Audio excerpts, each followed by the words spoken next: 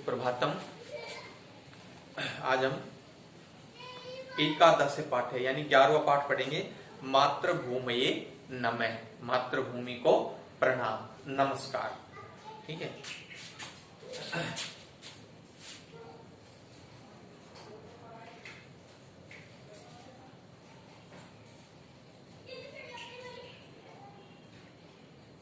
बराबर से 2 4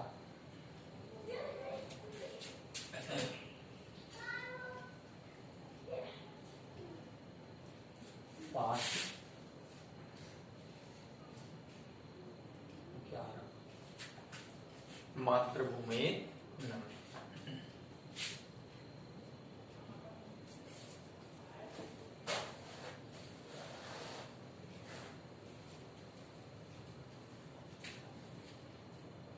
मातृभूमि को नमस्कार, प्रणाम। इस पाठ के अंदर इकारांत शब्दों का इकारांत शब्दों का प्रयोग किया गया है। माता भूमि पुत्रो अहम पृथिव्याम, यह मेरी माता भूमि जो है, यह भूमि मेरी माता है। पुत्रो अहम पृथिव्याम, और मैं इस पृथ्वी का पुत्र हूं। अथर्ववेद से जो है इसका वर्णन किया गया है, अथर्ववेद से इसको लिया गया है। भारतम अस्माकम मातृभूमि।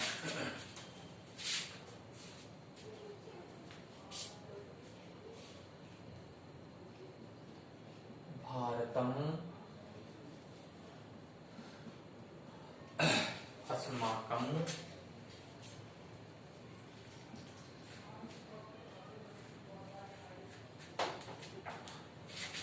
मातृभूमि।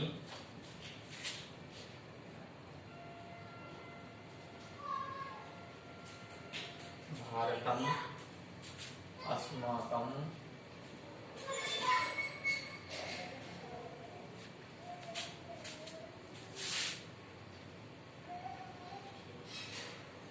जननी वयं च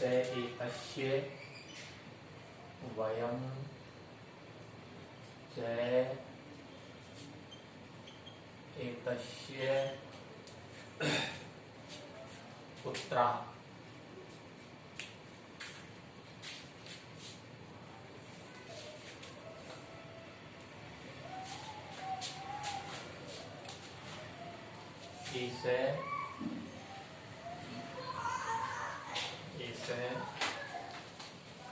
देशे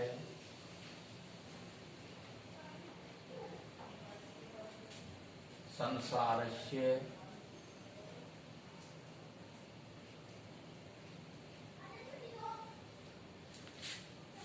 सर्वश्रेष्ठ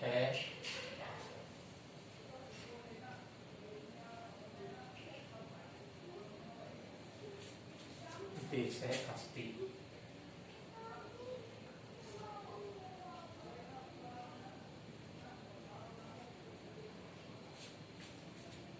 आदि कविना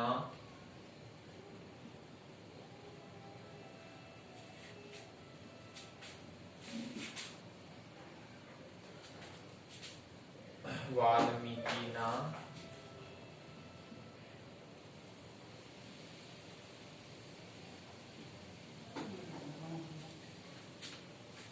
सत्यम एव कथितम्। सत्यम एव कथितम्। सत्यमेव कथितम्। क्या? जननी जन्मभूमिश्च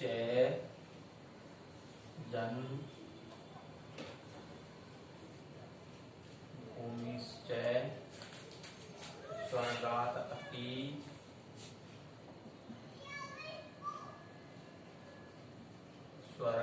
अपि गरीयसी।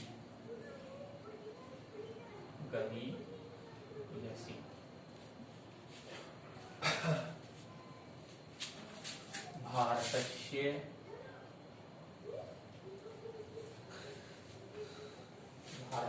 उत्तर दिशायाम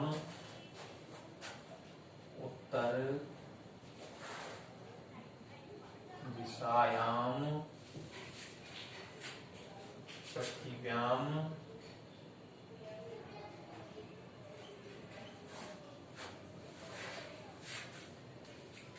मानदंडे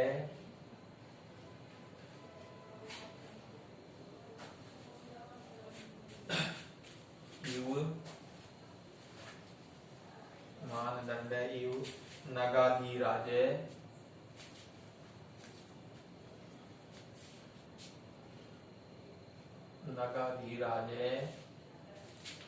हिमालये स्थिते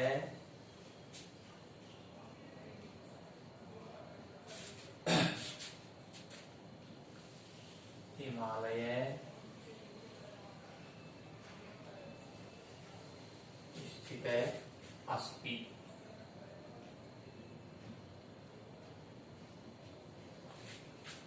हिमेन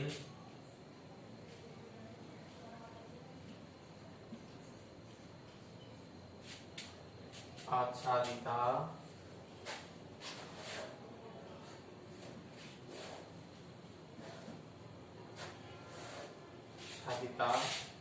एतस्य हिमेन आच्छादिता एतस्य पर्वत श्रृंखला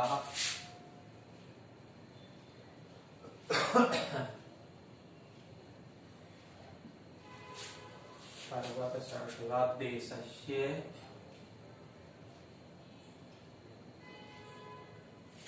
मस्तके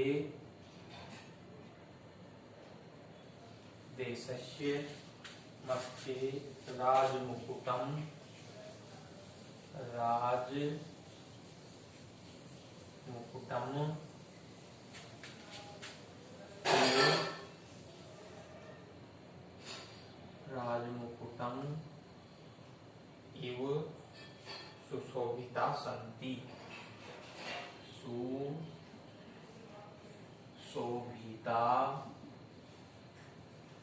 सन्ति।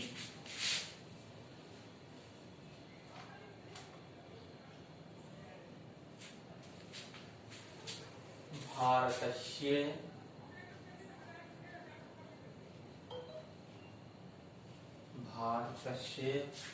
अंके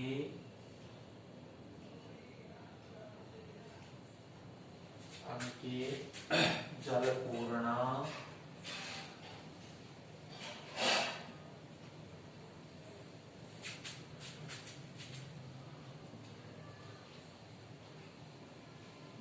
नद्यः जलपूर्णा नद्यः क्रीडन्ति।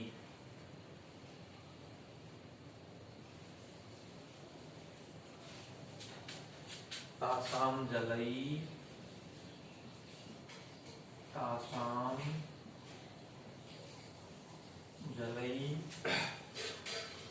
भारत भूमि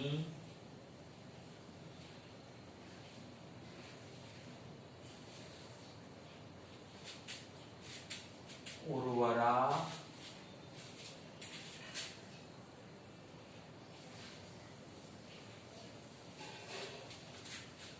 सस्य श्यामला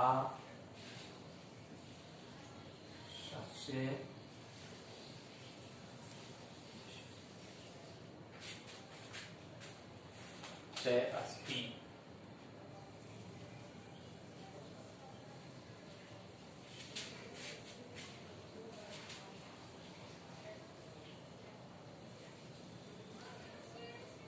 दक्षिण दिशायां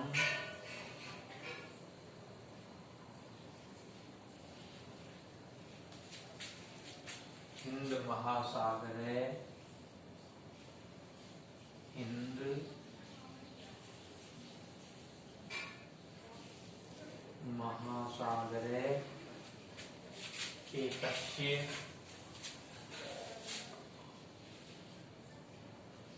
एतस्य चरणौ प्रक्षालयति।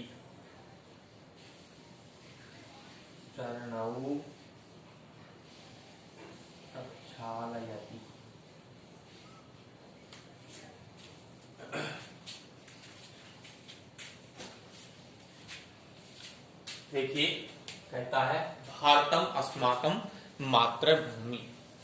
भारत जो है वो हमारी मातृभूमि नमे भारत भूमि को नमस्कार।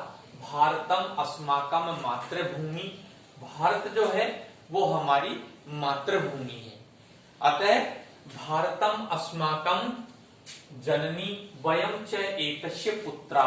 और कहता है कि भारत जो है, भारत भूमि जो है, भारत माता जो है वो हमारी अस्माकम जननी, हमारी जननी है, हमें जो है जन्म देने वाली है।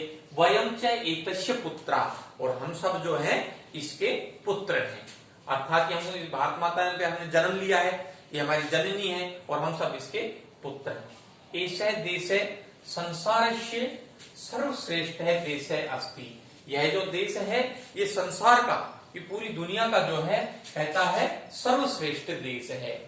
आदि कवि ना वाल्मीकि न सत्यम एवं कथितम। आदि कवि जो है, आदि कवि प्रथम कवि, सबसे पहले के जो कवि थे वो भारतीय संस्कृति के आदि काल से वाल्मीकि जो है उन्होंने सत्यम एवं कथितम, सत्य कहा है। क्या?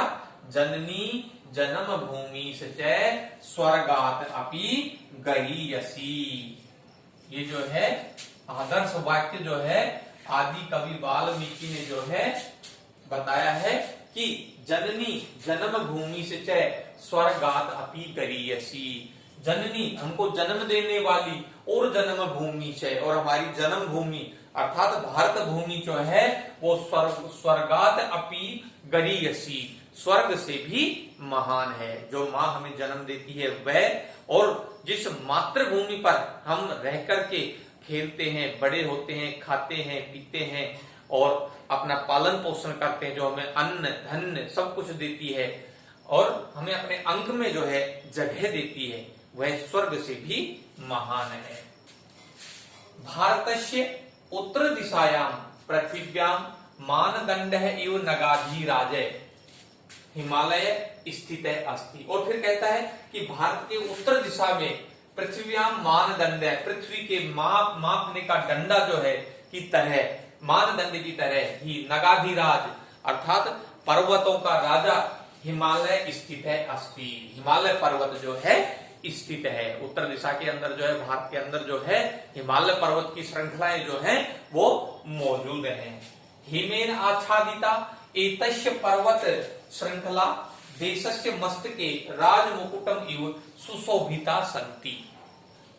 और फिर कहता है कि हिमेन आच्छादिता, हिम से होता है बर्फ, है बर्फ से आच्छादिता ढकी हुई एतस्य पर्वत श्रृंखला, यह पर्वत श्रृंखला जो है देशस्य मस्तके राजमुकुटम इव सुशोभिता सन्ति। देश के मस्तके, देश के मस्तिष्क के ऊपर, सिर के ऊपर जो है राजमुकुट की भांति सुशोभित होती है। अर्थात हिमालय पर्वत से लेकर के और ये पूरी श्रृंखला जो है ये हमारे भारत का मस्तक माना जाता है। तो यह इस जो है इसके ऊपर जो ढकी हुई बर्फ जो है, चमकीली बर्फ जो है वो राजमुकुट के समान जो है सुशोभित हो रही है। भारतस्य अंके जल पूर्णा नद्यः क्रीडन्ति। और फिर कहता है कि भारतस्य अंके, भारत माता की गोद में, भारत माता के आंगन में, प्रांगण में जो है जल पूर्णा नद्यः है, जल से भरी हुई, जल से परिपूर्ण जो है नदियां जो है वो क्रीडन्ति खेल रही हैं अथवा खेलती हैं। तासाम जलई भारत भूमि उर्वरा शस्य श्यामला च अस्ति। और कहता है तासाम जलई, उसके जल से हमारी भारत भूमि जो है उर्वरा उपजाऊ बनती है, शस्य श्यामला च अस्ति, और धन धान्य से जो है श्यामल हरे भरे फसलों से युक्त होती है। दक्षिण दिशायाम हिंद महासागर एतस्य चरणौ प्रक्षालयति। और दक्षिण दिशा के अंदर जो है हिंद महासागर विराजमान है, जो इसके चरणों को धोता रहता है, प्रक्षालयति पैरों को धोता रहता है। यानी जो उत्तर दिशा के अंदर जो है हिमालय पर्वत हो गया, जो सिर के ऊपर जो है मुकुट के समान सुशोभित है, और दक्षिण के अंदर जो है हिंद महासागर है, जो भारत माता के पैरों को जो है धोता रहता है, प्रक्षालन करता रहता है। आगे कहता है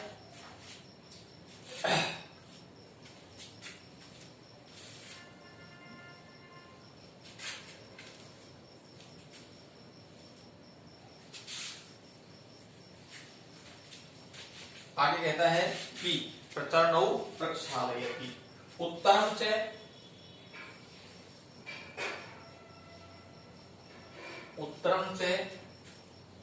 उत्तरम यत् समुद्रस्य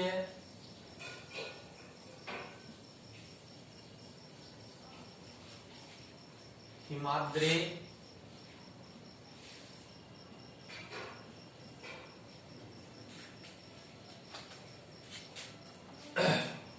चैव दक्षिणम चैव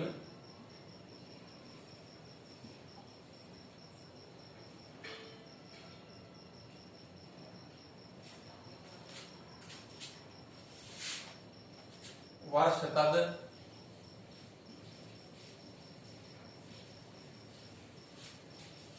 भारतम नाम भारती भारतम नाम भारती यत्र संतति।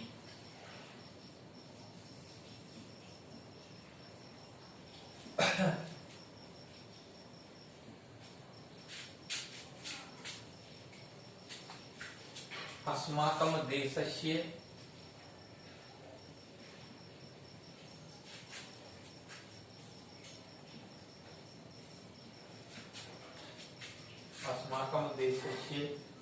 हरितवनेषु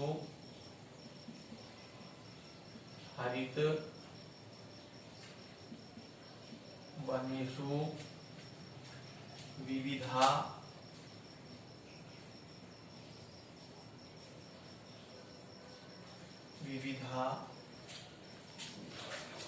पशवः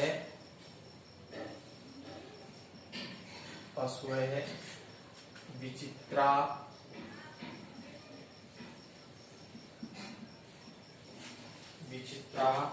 खगा च निवसन्ति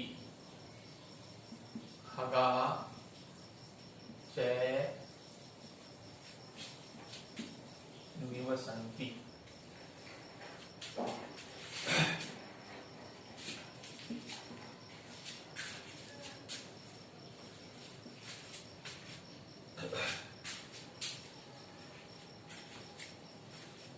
निवसन्ति। चंदन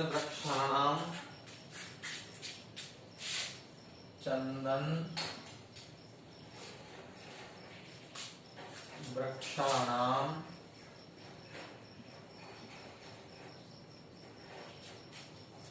सुगंधित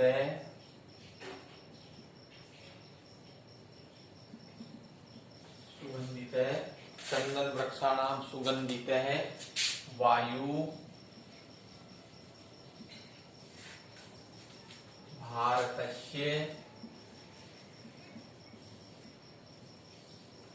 भारतस्य पावन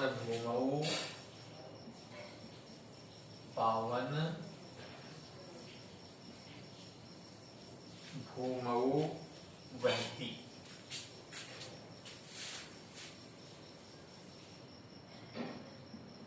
पावन भूमौ वहति। आगे कहता है पावन भूमौ वहति। अस्मिन् देशे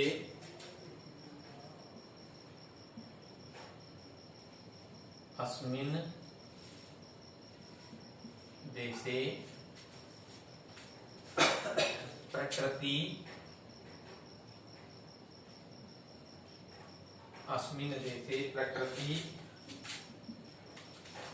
सर्वोत्तम रूपे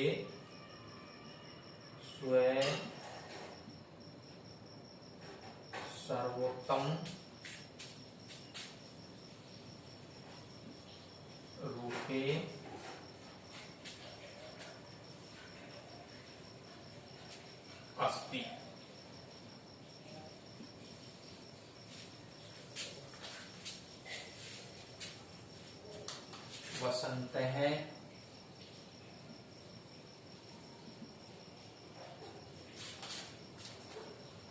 वसंत है,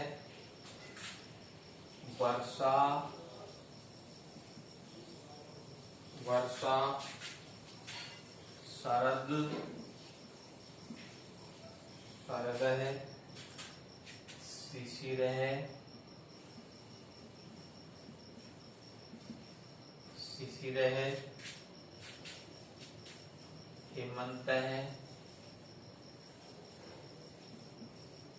हेमंत है, चैत, षट ऋतु है, षट ऋतु है, एव एतम,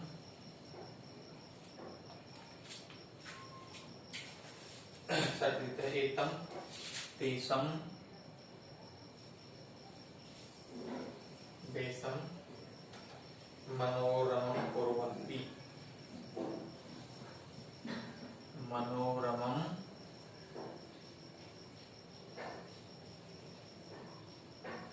कुर्वन्ति।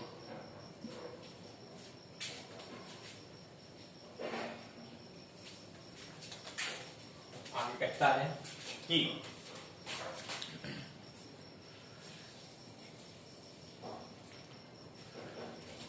उत्तरम यत समुद्रस्य हिमाद्रे चैव दक्षिणम, जिस प्रकार से उत्तर दिशा में समुद्र है, हिमाद्रे चैव दक्षिणम, और हिमाद्रे हिमालय जो है वो दक्षिण के अंदर जो है, उत्तर यत जिसका उत्तर दिशा में समुद्र से हिमाद्रे चैव दक्षिणम, उत्तर से लेकर के दक्षिण तक, हिमालय पर्वत से लेकर के और समुद्र तक जो है, वर्ष तद भारतम नाम भारती यत्र संतति, इस भारत वर्ष तद भारतम, वह भारत वर्ष है जिसका नाम, जिसमें भारती नाम की यत्र संतति जो है रहती है।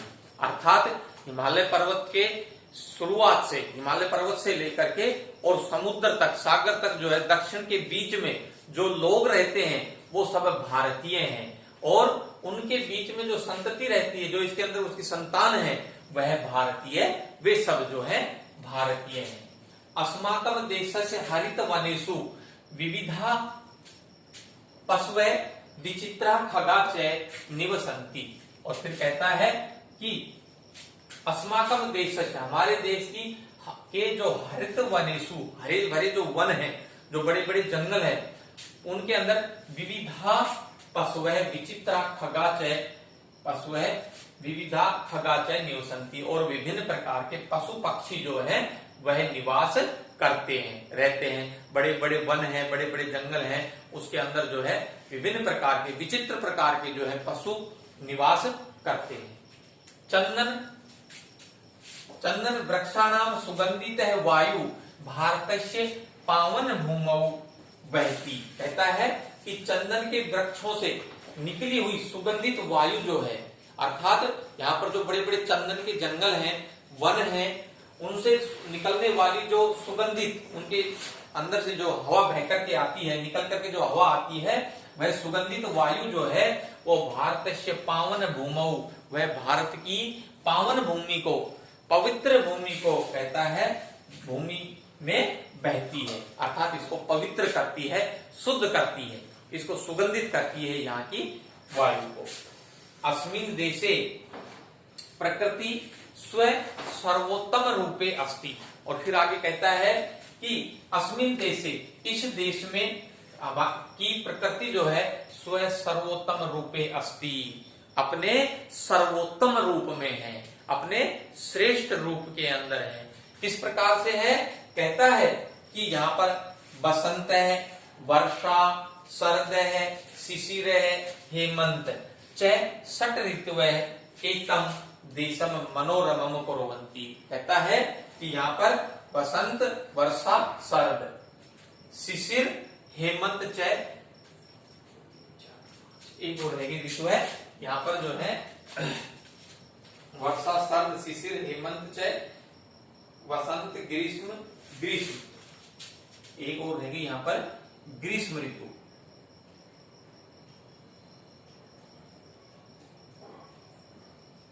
ग्रीष्म ऋतु जो है वो रहेगी। यहाँ पर ग्रीष्म ऋतु जो है वह 1 2 3 4 5 6 इस प्रकार से 6 ऋतुएं हैं। कौन कौन सी?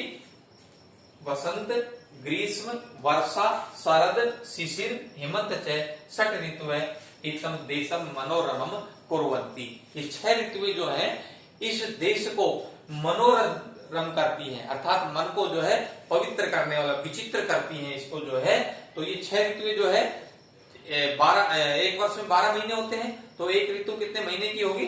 2 महीने होगी। यानी कि हमारे भारतवर्ष के अंदर जो है हर 2 महीने के अंदर एक ऋतु काल परिवर्तित होता है, एक ऋतु परिवर्तित होती है। ऐसा हमारे देश में ही देखने को मिलता है जहां पर 6 ऋतुएं आती हैं। ये केवल हमारे देश में आती हैं। तो ये 6 ऋतुएं जो है ये यहाँ के वातावरण को मनोरम बनाती हैं। इसका वातावरण जो है 6 खंडों में बटा हुआ है, तो यहाँ का जो मौसम है वो परिवर्तनशील है। यहाँ पर जो है इन 6 ऋतुओं का हम जो है आनंद लेते हैं। यह हमारी भारत भूमि इस प्रकार से जो है हमें बहुत ही मनोरम और अच्छी है हमारी भारत भूमि। आगे कहता है, ठीक है, धन्यवाद।